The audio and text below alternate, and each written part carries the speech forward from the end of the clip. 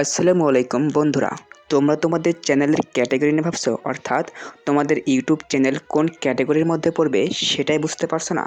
Category যদি সঠিকভাবে select না করতে পারো তাহলে ভিডিও বা ভাইরাল হবে কীভাবে?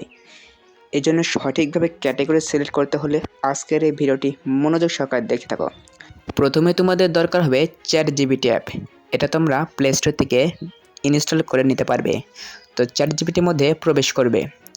এখানে প্রবেশ করার পর তোমাদের চ্যানেলে তোমরা যে বিষয়ে ভিডিও আপলোড করো, অর্থাৎ কেউ যদি তোমার চ্যানেলে ফানি ভিডিও আপলোড করতে চাও কিংবা টেক ভিডিও আপলোড করো, বিভিন্ন ধরনের ভিডিও আপলোড করো, সেই ভিডিও সম্পর্কিত এখানে লিখে দেবে।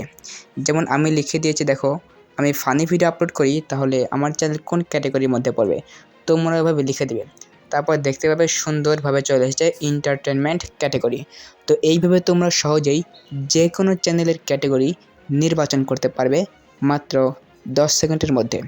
তো ভিডিওটি যদি ভালো লাগে লাইক করবে এবং চ্যানেলটিকে সাবস্ক্রাইব করবে। আসসালামু আলাইকুম রহমতুল্লাহ।